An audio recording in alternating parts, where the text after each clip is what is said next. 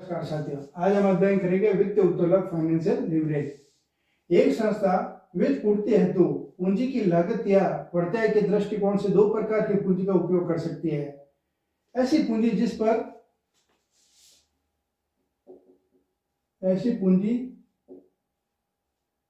पर एक निश्चित दर से ब्याज या लाभांश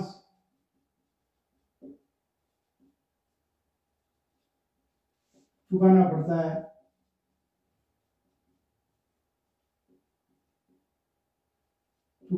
पड़ता है, जैसे पूर्वाधिकार अंश,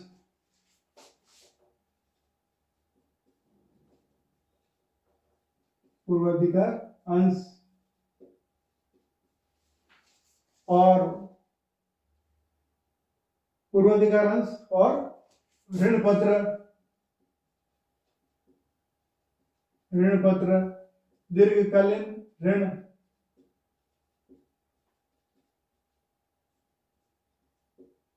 आदि।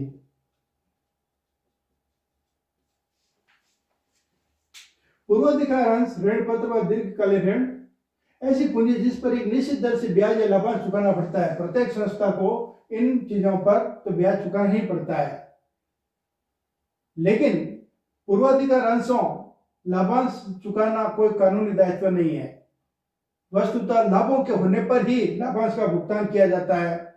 लाभों की विद्यमानता की स्थिति में इन्हें एक निश्चित दर से ही लाभांश दिए जाने के कारण इन्हें स्थायी पूंजी के अंतर्गत ही सम्मिलित किया जाता है। तथा ऐसी पूंजी जिस पर एक निश्चित दर से ब्याज या लाभांश चुकाने की आवश्यकता नहीं है। ऐसी पूंजी जिस पर एक निश्चित दर से ब्याज या लाभांश चुकाने की आवश्यकता नहीं है।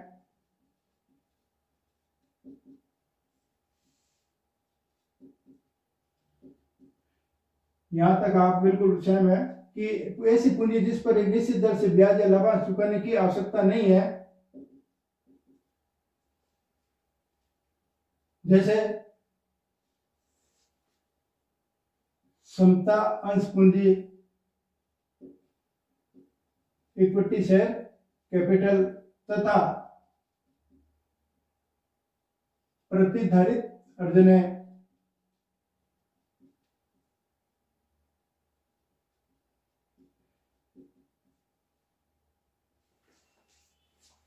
यानी यहां पर निश्चित दर से ब्याज या लाभांश चुकाने की आवश्यकता नहीं है, जैसे समतांश या प्रतिधारित अर्जन है।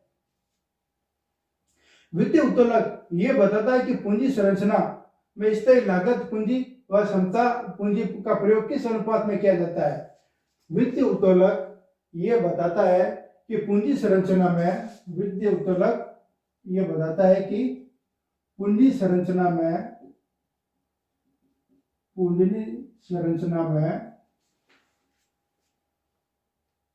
स्थायी लागत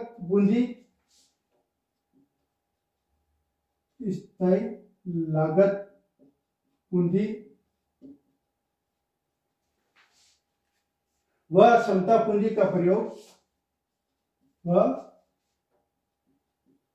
समता पूंजी का प्रयोग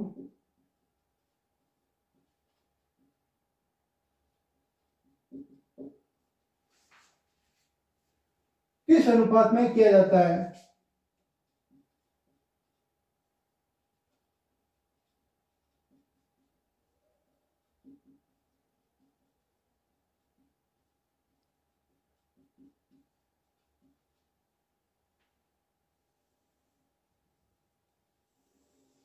किस अनुपात में किया जाता है।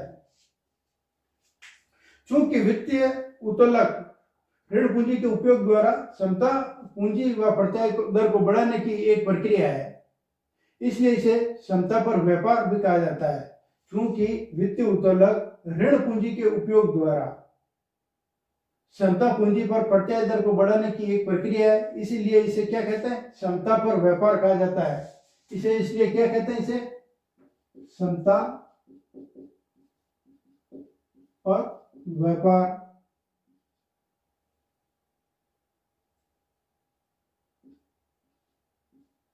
क्षमता पर व्यापार अर्थात इक्विटी ऑन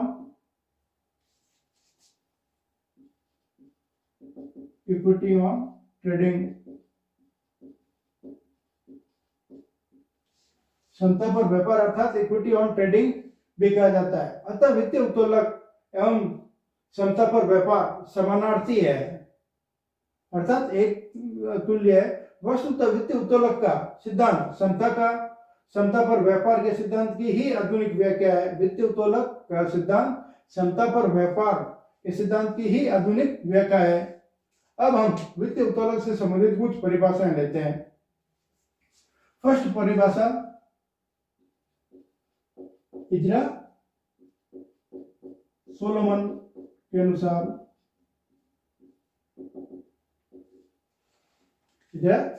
अनुसार, वित्तीय उत्तोलक संस्था के वित्त में ऋण और क्षमता के मिश्रण को बताता है। इजरा सोलोमन क्या कहते हैं? वित्तीय उत्तोलक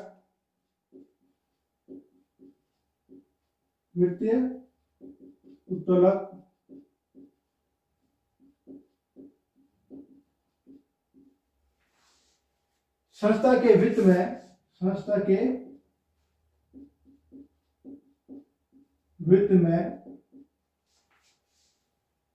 ऋण और क्षमता के मिश्रण,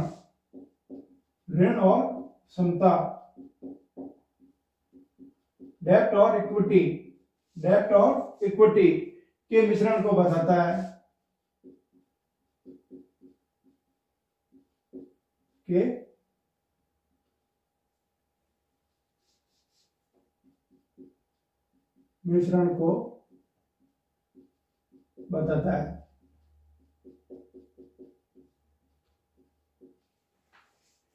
एक अन्य और परिभाषा लेते हैं जेम्स सी वैन हॉर्न के अनुसार। जेम्स सी वैन हॉर्न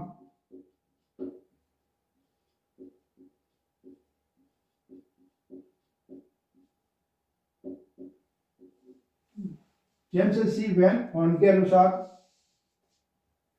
वित्तीय उत्तोलक में स्थायी लागत कोषों का प्रयोग साधारण अंशधारियों के प्रतिफल को बढ़ाने की आशा से किया जाता है। वित्तीय उत्तोलक में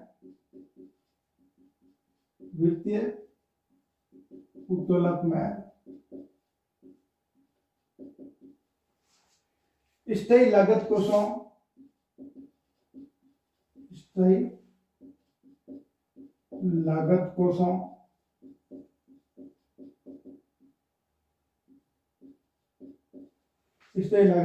का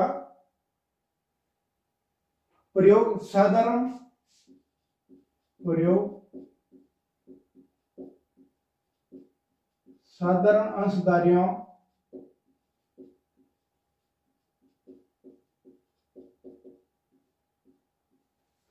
अंशधारियों के प्रतिफल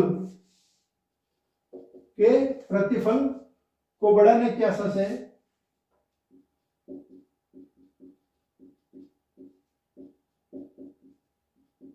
बढ़ाने की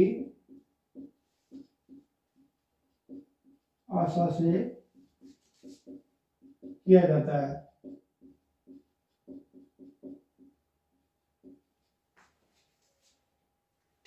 अर्थात हम देखते हैं कि इजरा सोलोमन के अनुसार वित्तीय उत्तोलक संस्था के वित्त में ऋण अर्थात डेब्ट और क्षमता इक्विटी के मिश्रण को बताता है, जबकि सेकंड परिभाषा में जेम्स सी वैन हॉर्न के अनुसार वित्तीय उत्तोलक में स्थायी लागत कोषों फिक्स्ड कॉस्ट फंड्स का प्रयोग साधारणतः अंशधारियों के प्रतिफल को बढ़ाने की इच्छा से किया जाता है।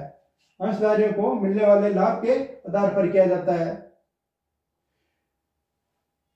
यदि संस्था में ब्याज व कर से पूर्व लाभ अर्थात ईबीएटी की राशि स्थायी पूंजी लागत से अधिक है तो प्राप्त वित्तीय उत्तोलक अनुकूल होगा। यदि संस्था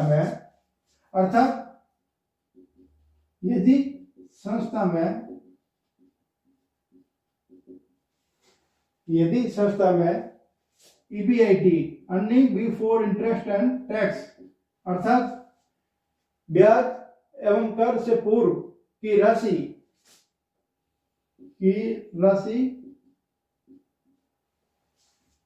स्थायी पूंजी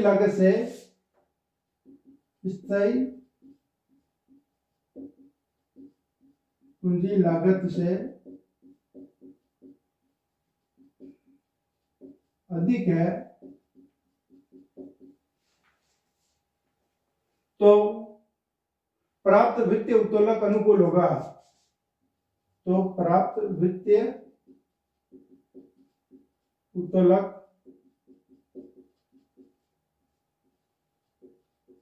अनुकूल अर्थात फेवरेबल होगा।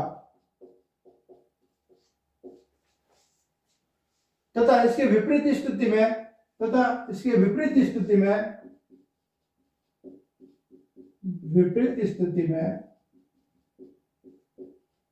क्या होगा? प्रतिकूल होगा। अर्थात कह सकते हैं हम कि यदि संस्था में ईबीआईटी की राशि स्थायी पूंजी लागत से कम है तो क्या होगा? अधिक की जगह क्या हो जाएगा? कम होने पर विपरीत स्थिति में प्रतिकूल होगा।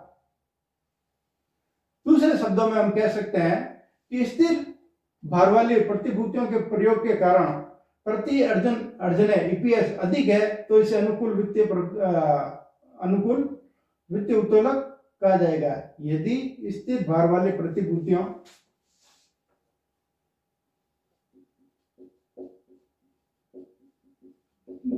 दूसरे शब्दों में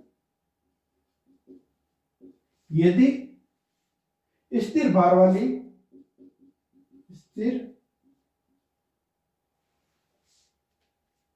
वाली प्रतिभूतियों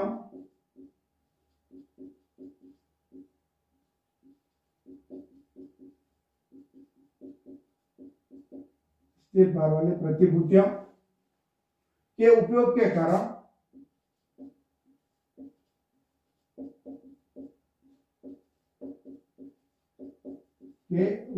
कारण प्रतिधारित अर्जने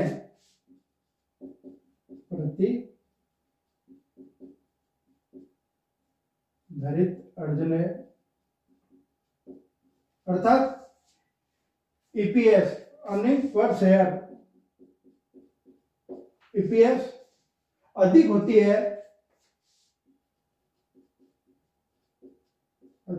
है तो अनुकूल वित्तीय उत्तोलक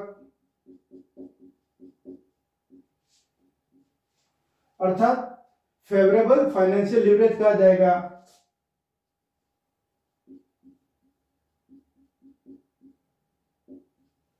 अनुकूल वित्तीय उत्तोलक कहा जाता है जब कंपनी की कहा जाएगा।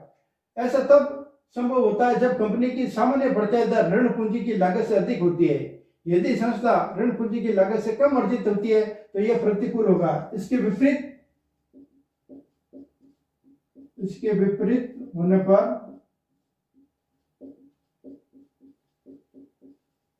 प्रतिकूल वित्तीय उत्तोलक होगा। अर्थात स्थिर लागत वाली प्रतिभूतियों के उपयोग के कारण प्रतिधारित अर्जनें अधिक की जगह क्या हो जाएगी? कम होती है तो प्रतिकूल वित्तीय उत्तोलक होगा। जिस प्रकार स्थायी लागतों के विद्यमान होने पर प्रतिफल परिचालन उत्तोलक नहीं होता है, मैंने आपको पिछले अध्याय में बताया था। जिस प्रकार स्थायी लागतों के विद्यमान न होने पर परिचालन उत्तोलक नहीं होता है, उसी प्रकार यदि कंपनी स्थायी लागत पूंजी का उपयोग नहीं करे तो वित्तीय उत्तोलक भी विद्यमान नहीं होगा। यदि कंपनी स्थायी लागत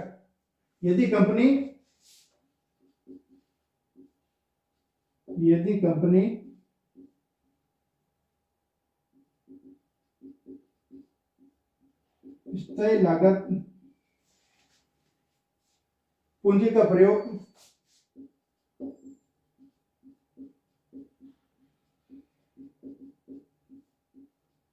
ना करे तो वित्तीय उत्तोलक विद्यमान ना होगा, वित्तीय उत्तोलक विद्यमान नहीं होगा।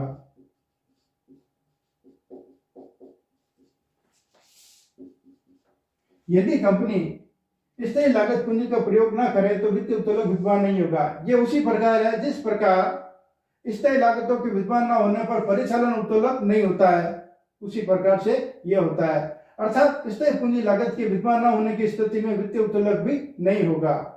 बात करते हैं वित्तीय उत्तोलक की प्रमुख विशेषताओं के बारे में।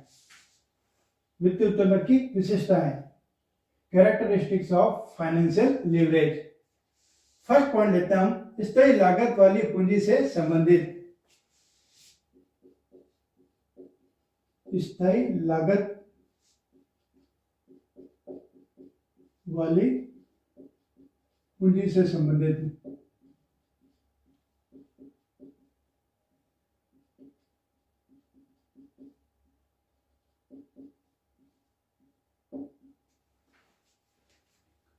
वित्तीय उत्तोलक का संबंध किसी संस्था की पूंजी संरचना में स्थायी लागत वाली पूंजी की उपस्थिति से होता है।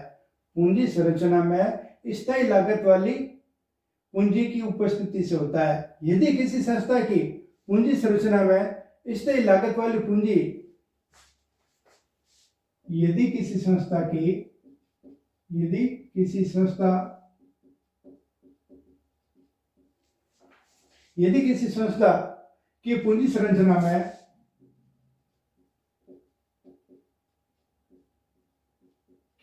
पूंजी संरचना में स्थायी लागत वाली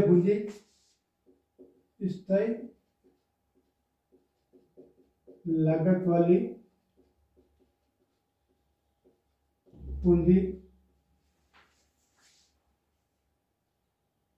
अधिक है तो उस संस्था में अधिक है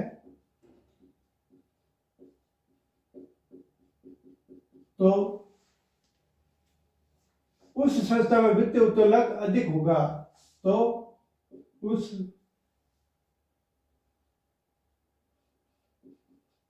संस्था में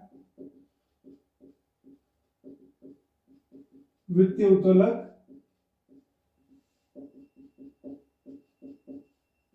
अधिक होगा।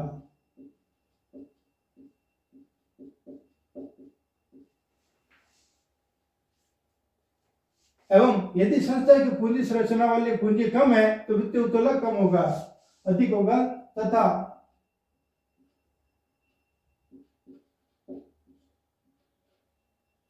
इसके विपरीत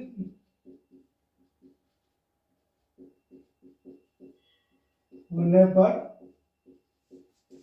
वित्तीय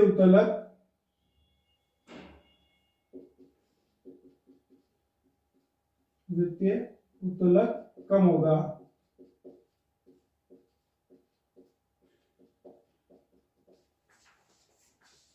सेकंड पॉइंट, चिट्टे के दायित्व से संबंधित।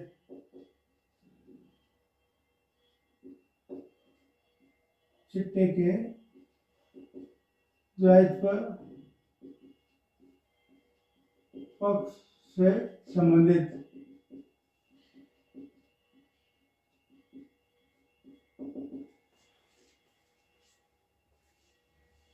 वित्तीय उत्तोलक संस्था की पूंजी संरचना में स्थायी लागत वाली पूंजी की कीमत से प्रभावित होता है।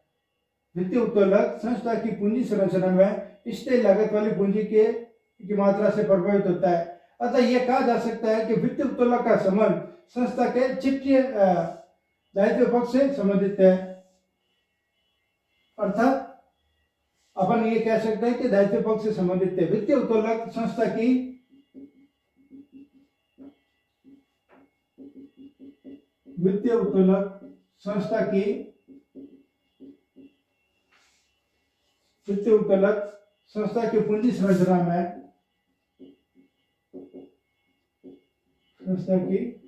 पूंजी संरचना में स्थायी लागत वाली पूंजी की मात्रा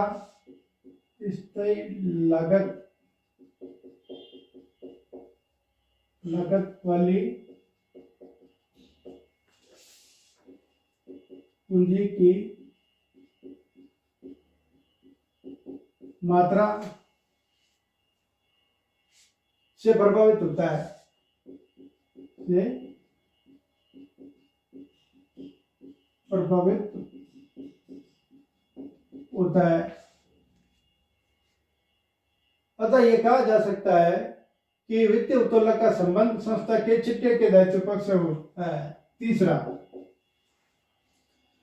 प्रति अंश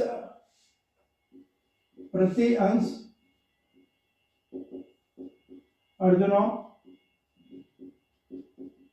का प्रभाव।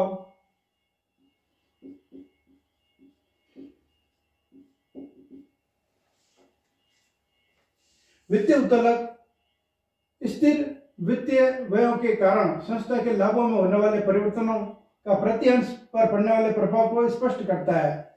वित्तीय उत्तोलक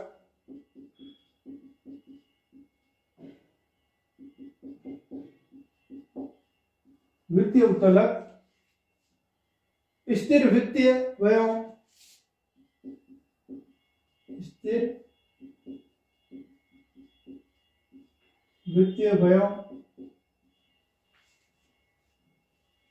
के कारण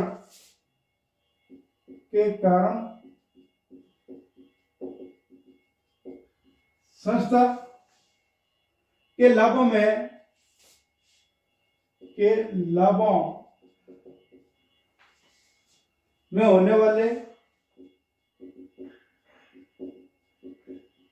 होने वाले परिवर्तनों का प्रत्यंशों पर होने वाले परिवर्तनों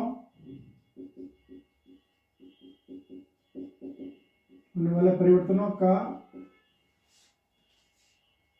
प्रति अंश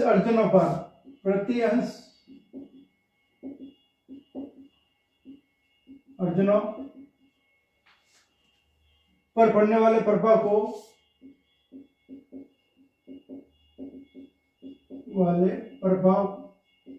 को स्पष्ट करता है।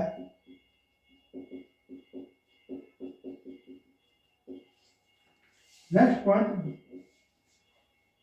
वित्तीय जोखिम, फाइनेंशियल रिस्क।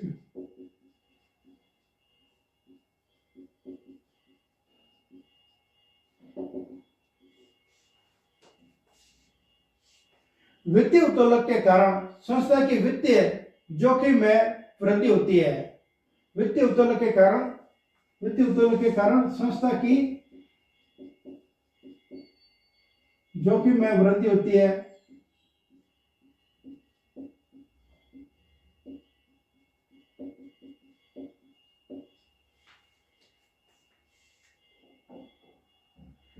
उच्च वित्तीय उत्तोलक की स्थिति में संस्था के परिचालन लाभों में वृद्धि के परिणाम स्वरूप प्रति अंश अर्जनों में तुलनात्मक रूप से अधिक वृद्धि होती है एवं परिचालन लाभों में कमी के परिणाम स्वरूप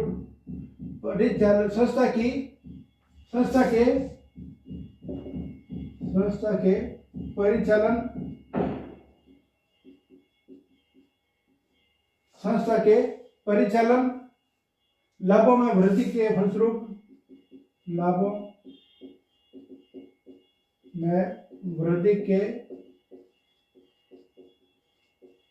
फलस्वरूप प्रति अंश अर्जनों में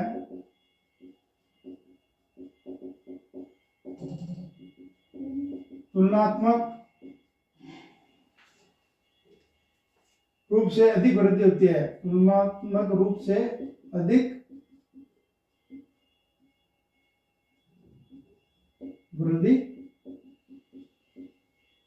होती है एवं परिचालन लाभों में कमी के परिणाम स्वरूप परिचालन लाभों में कमी के फलस्वरूप प्रति अंश अर्जनों में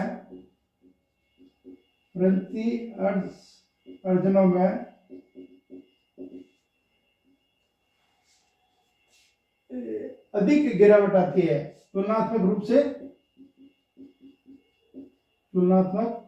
रूप से अधिक गिरावट आती है।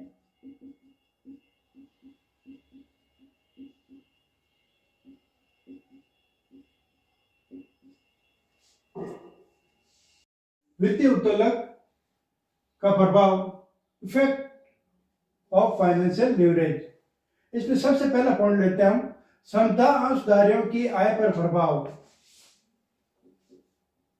समता अंशधारियों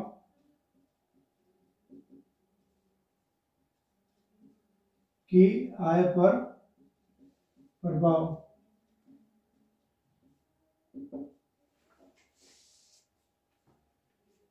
effect on earning of equity share holder.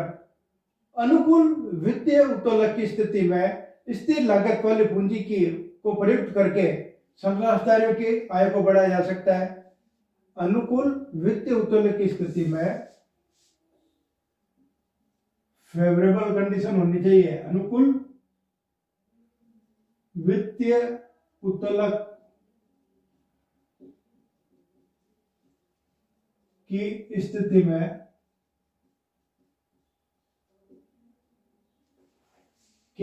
स्थिति में स्थिर लागत वाली पूंजी को स्थिर लागत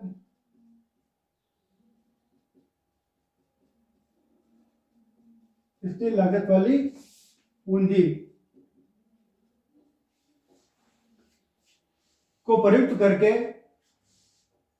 को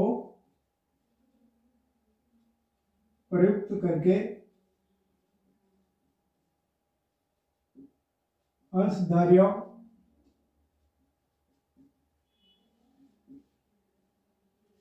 की आय में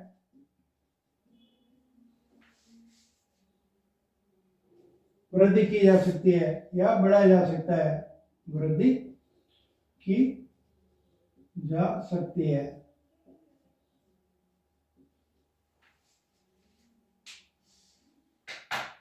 जबकि प्रतिकूल वित्तीय उत्तोलक की स्थिति अंशधारियों की आय स्थिर लागत वाले पूंजी प्रतिदर को घटाती है। इस प्रकार वित्तीय उत्तोलक दुधारी तलवार है, जहां एक और यह समता अंशधारियों के लिए उपलब्ध अर्जनों में वृद्धि करता है, वहीं दूसरी ओर इसमें कमी भी करता है।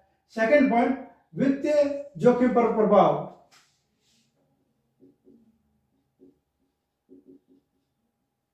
वित्तीय जोखिम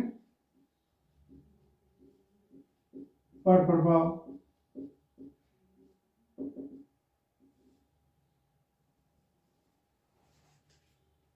इफेक्ट ऑन फाइनेंशियल रिस्क। वित्तीय उत्तोलक के उपयोग से वित्तीय जोखिम बढ़ती है। वित्तीय उत्तोलक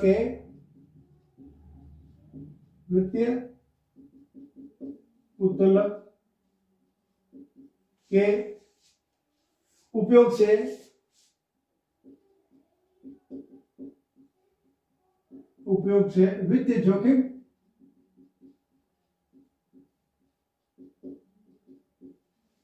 वित्तीय जोखिम में वृद्धि होती है।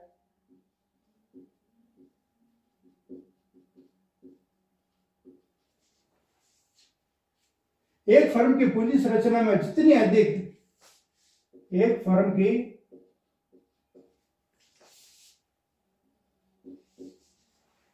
की पूंजी संरचना में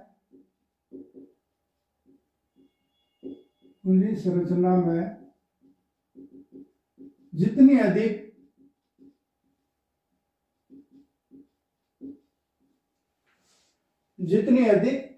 ऋण पूंजी की मात्रा होगी, जितनी अधिक ऋण पूंजी की मात्रा होगी, उस फर्म की स्थिति जोखिम की उस फर्म की वित्तीय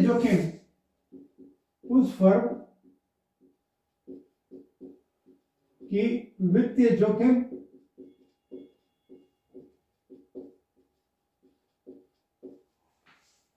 उतनी ही अधिक होगी। वित्तीय जोखिम उतनी अधिक होगी।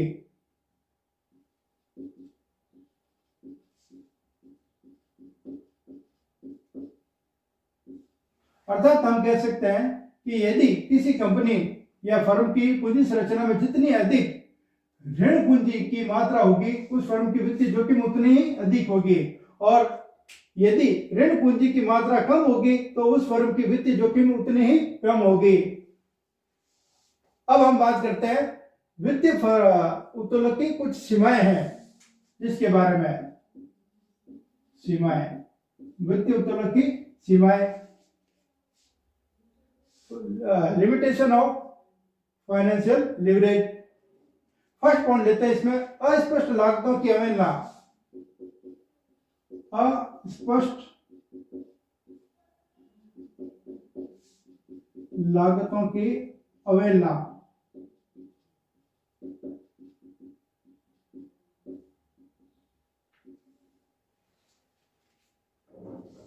इस तकनीक के अनुसार जब तक ब्याज स्पष्ट लागत से अधिक है तो अतिरिक्त कोषों की पूर्ति ऋण से की जानी चाहिए, क्योंकि यह वित्त पूर्ति का सबसे सस्ता स्रोत होता है।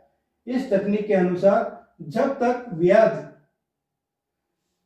स्पष्ट लागतों से अधिक है तो अतिरिक्त कोषों की पूर्ति ऋण से की जानी चाहिए, क्योंकि यह वित्त पूर्ति का सबसे अच्छा स्रोत है। किंतु यह कार्रवाई हमेशा अंशधारियों की संपदा को अधिकतम नहीं करती है, क्योंकि इस तकनीक में अस्पष्ट लागतों को ध्यान नहीं रखा जाता है।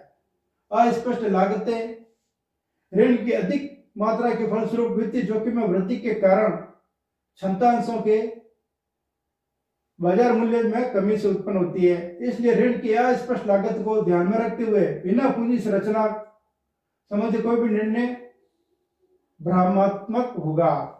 ऋण की अस्पष्ट लागत को ऋण की अस्पष्ट लागत को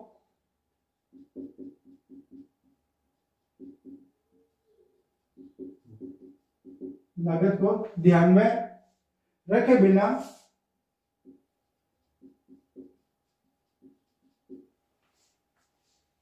पूंजी संरचना संबंधी कोई भी निर्णय पूंजी संरचना संबंधी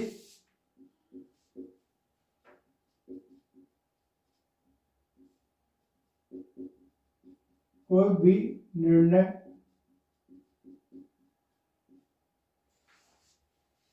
भ्रमात्मक होगा।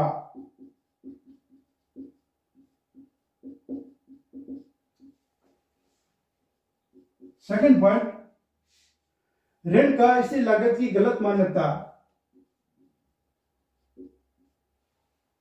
ऋण का स्थिर लागत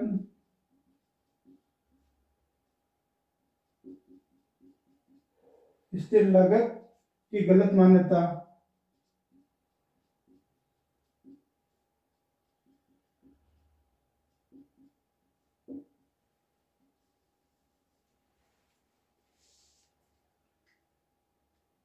वित्तीय उत्तोलन को तकनीक की इस मान्यता पर आधारित है कि ऋण की लागत सदैव स्थिर रहती है।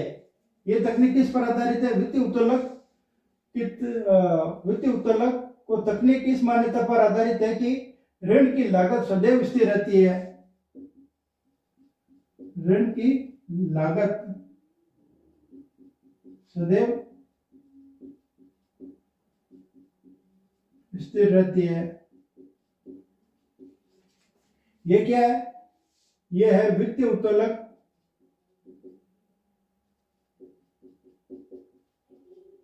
की मान्यता। वित्तीय उत्तोलन की मान्यता है कि ऋण की लागत सदैव स्थिर रहती है, चाहे वित्तीय उत्तोलन की मात्रा कितनी ही हो, चाहे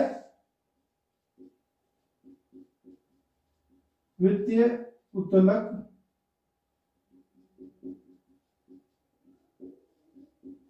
की मात्रा कितनी भी हो।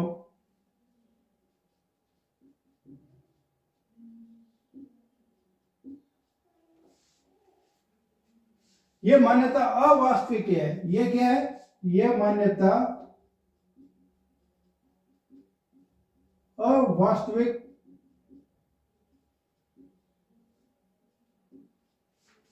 यह मान्यता अवास्तविक है। ऋण की उत्तरोत्तर मात्रा के साथ साथ जोखिम में वृद्धि के कारण ब्याज की दरों में भी वृद्धि होती जाती है, जिससे स्थिर लागतें बढ़ती है। नेक्स्ट पॉइंट, अति पूंजीकरण का भय। अति पूंजीकरण का भय